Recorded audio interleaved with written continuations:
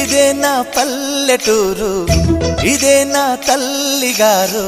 మా ఊరి పాడి పంట రాములోరి దీవెనంట. తల్లి గోదావరి నీళ్ళు కడిగే సీతమ్మ పాదాలు. ఊరంతా హాయ్ హాయ్ హాయ్, మనసంతా హాయ్ హాయ్ హాయ్.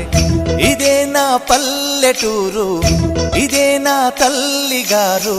మా ఊరి పాడి పంట రాములోరి దీవెనంట.